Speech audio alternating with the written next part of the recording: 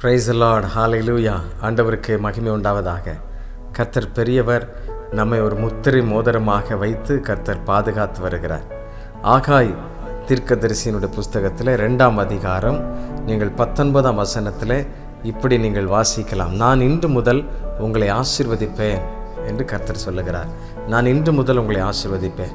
அப்படி என்றால் இதுவரைக்கும் இந்த ஆசீர்வாதத்தின் எல்லைகளை நாம் பார்க்க முடியவில்லை. ஆசீர்வாதம் இல்லாமல் ஒரு வறண்டு போயிருக்கின்ற ஒரு வாழ்வை பார்க்கின்றோம். எதனால் அப்படிப்பட்ட ஒரு வாழ்வு இஸ்ரவேல் ஜனத்திற்கு உண்டானது என்பதை குறித்து நீங்கள் வேதத்தை தொடர்ந்து வாசித்து பார்ப்பீர்கள் என்றால், செப்பனியர் 2ஆம் அதிகாரம் 2ஆம் வசனத்தில் நீங்கள் வாசிக்கும் பொழுது, அவர்கள் கீழ்ப்படியாமையினாலே அவர்கள் பாவத்திலே விழுந்து அவர்கள் தேவ சமூகத்தை மறந்து தேவாலயத்தை விட்டு அவர்கள் தூரமாய் போயிருக்கிறதை நாம் பார்க்க முடிகிறது. ஆகவே தான் ஆண்டவர், நீங்கள் திரும்பி வருவீர்கள் என்றால், நீங்கள் திரும்பி தேவ சமூகத்திற்கு வருவீர்கள் என்றால், தேவனுடைய ஆசீர்வாதத்தை பெறுவதற்கு நீங்கள் தேவாலயத்திற்கு திரும்புவீர்கள் என்றால், உங்களுடைய பழைய காரியங்களை பாவங்களை விட்டு நீங்கள் திரும்புவீர்கள் என்றால் உங்களுடைய வறண்ட நிலை மாறும். உங்களுடைய செழிப்பற்ற ஆசீர்வாதமற்ற நிலைகள் மாறி நான் உங்களை ஆசீர்வதிப்பேன் என்று சொல்லுகிறார். இன்று முதல் நீங்கள் எப்பொழுது தங்களை ஒப்பு கொடுப்பீர்களோ, எப்பொழுது உங்களை நீங்கள் ஒப்பு கொடுத்து கர்த்தருடைய சமூகத்தில், ஆண்டவரே என்னை நீர் தொடர்ந்து வழி நடத்தும், நான் உம்முடைய பிள்ளையாக இருக்க விரும்புகிறேன் என்று சொல்லி நாம் ஒப்பு கொடுக்கும் பொழுது கர்த்தர் நம்முடைய எல்லாவற்றையும் அங்கீகரித்து நம்முடைய துதி பலிகளை ஏற்றுக்கொண்டு நம்மை ஆசீர்வதிக்கிறவராக மாறுவார். நீங்கள் ஒப்பு கொடுக்கும் பொழுது அவர் ஒருபோதும் காலதாமதம் பண்ணுவதில்லை.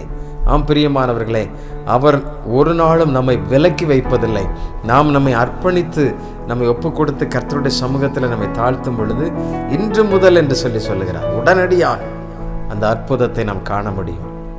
அப்படி ஆண்டவர் தெய்வ பிள்ளைகளுக்கு அப்படிப்பட்ட வார்த்தையை கொடுத்து இன்றைக்கு ஆசீர்வதிக்கிறார். எனக்கு அன்பானவர்களே, நீங்கள் கீழ்ப்படிவதற்கு ஆயத்தமா? தேவாலயத்தை விட்டு தூரமாக இருப்பீர்கள் என்றால், தேவ சமூகத்தை விட்டு நீங்கள் தூரமாக இருப்பீர்கள் என்றால், நீங்கள் திரும்பி வந்து கர்த்தரண்டை நீங்கள் சேரும் பொழுது இந்த ஆசீர்வாதத்தை பார்க்க முடியும். ஆம், தேவன் நம்மை ஆசீர்வதிக்கும் பொழுதுதான் அது நிரந்தரமான, குறைவில்லாத, மகிழ்ச்சியான ஆசீர்வாதமாக இருக்கும். ஆகவே தான் கர்த்தருடைய ஆசீர்வாதமே ஐஸ்வர்யத்தை தரும், அதனோடு வேதனை இல்லை என்று சொல்லப்பட்டிருக்கிறது. வேதனை இல்லாத ஆசீர்வாதம் கர்த்தரிடத்தில் தான் உண்டாகிறதை நாம் பார்க்கிறோம். எனக்கு அன்பானவர்களே, இந்த பூமியிலே அநேக பிள்ளைகள் மிகுந்த பணக்காரர்களாக இருக்கிறார்கள். ஆனால் அவர்களுக்குள்ளாக சந்தோஷம் இல்லை, சமாதானம் இல்லை, மன அமைதி இல்லை. அவர்களுக்கு வேதனை பெருகி கொண்டே இருக்கிறது. எவ்வளவோ காரியம், உலகத்தையே வாங்கக்கூடிய அளவிற்கு பணம் பெருகியிருந்தாலும் அவர்களுக்குள்ளாக ஒரு சமாதானம் இல்லை. வறண்டு போயிருக்கின்ற ஒரு நிலைமை உண்டாகிறது. அதற்கு காரணம் என்னவென்றால், தேவ சமூகத்தின் கிருபை அவர்கள் பெற்றுக்கொள்ளவில்லை, தேவாலயத்தை அவர்கள் நாடவில்லை, தேவனுடைய பிரசன்னத்தை அவர்கள் உணரவில்லை.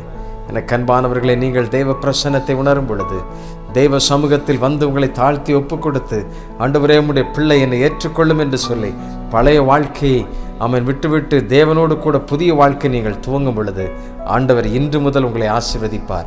இதுவரைக்கும் வறண்டு போய் கிடந்த, அடைப்பட்டு கிடந்த எல்லா வாசல்களையும் திறந்து ஆண்டவர் உங்களுடைய வாழ்வை செழிப்பாக்குவார். நீங்கள் ஆண்டவருக்கு நன்றி செலுத்துங்கள், ஆண்டவரை துதியுங்கள், ஆண்டவரை மகிமைப்படுத்துங்கள், அவருடைய நாமங்களை சொல்லி அவரை உயர்த்துங்கள்.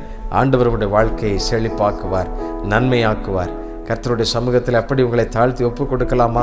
மறுபடியும் தேவ சமூகத்தில், தேவனுடைய ஆலயத்திற்கு சென்று தேவனோடு கூட நீங்கள் உறவாடும் அந்த உறவை நீங்கள் பெற்றுக்கொள்ள முடியுமா? ஆரம்ப நாட்களிலே, ரட்சிக்கப்பட்ட நாட்களிலே பல மணி நேரம் காத்திருந்த நீங்கள் தேவனுடைய ஊழியத்தை செய்வதற்கு மறந்து, தேவ சமூகத்தை மறந்து சுயமாய் வாழ்கின்ற வாழ்க்கைக்கு வந்துவிட்டீர்களே. ஆண்டவர் அதிலிருந்து திரும்புங்கள் என்று சொல்லித்தான் கேட்கிறார். ஆண்டவரை நீங்கள் நோக்கி பார்த்து தேவ சமூகத்தின் பழக்கத்திற்கு வாருங்கள். கர்த்தர் உங்களை ஆசீர்வதிப்பார். ஜெபிக்கலாமா? அன்பு நிறைந்த ஆண்டவரே, நாங்கள் துதிக்கிறோம், ஸ்தோத்திரிக்கிறோம். உம்முடைய சமூகத்திலே தங்களை தாழ்த்தி அர்ப்பணிக்கின்ற பிள்ளைகளுக்குரிய ஆசீர்வாதத்தையும் நன்மையும் கர்த்தர் நீர் தொடர்ந்து வழங்க வேண்டும் என்று சொல்லி ஜெபிக்கிறேன். எல்லா தீமைகளையும் கர்த்தர் எடுத்து போடும். தங்களை தாழ்த்துகிறவன் எவனும் உயர்த்தப்படுவான் என்று சொல்லப்பட்டது போல உம்முடைய சமூகத்திற்கு வந்து அர்ப்பணித்து மனம் திரும்பி ஆண்டவரே உம்முடைய சமூகத்திற்கு வந்து ஆசீர்வாதத்திற்காக காத்திருக்கிற பிள்ளைகளை கர்த்தர் நீர் நிறைவாய் ஆசீர்வதித்து நடத்துவீராக இன்று முதல் என்று சொன்னீரே. அந்த ஆசீர்வாதத்தின் வாய்க்கால் உம்முடைய பிள்ளைகளுடைய வீடுகளில் பெருகட்டும், அவருடைய வாழ்வுகளில் உண்டாகட்டும் என்று சொல்லி நான் ஜெபிக்கிறேன். உம்மை நோக்கி பார்த்து உம்முடைய சமூகத்தில் துதித்து ஸ்தோத்திரிக்கின்ற ஒவ்வொரு பிள்ளைகளையும் கர்த்தர் கனம் பண்ணுவீராக, நீர் மகிமைப்படுவீராக, அவர்களை ஆசீர்வதிப்பீராக. தங்களை தாழ்த்துகிற ஒவ்வொரு பிள்ளைகள் மேலே அந்த நீதியின் சூரியன் உதிக்கட்டும், அந்த மகிமை பெருகட்டும். எல்லாவற்றையும் உடைய கரத்திலே தருகிறோம். இயேசுவின் நாமத்திலே கேட்கிறோம் பிதாவே. ஆமென், ஆமென். Thank you. God bless you. God bless you.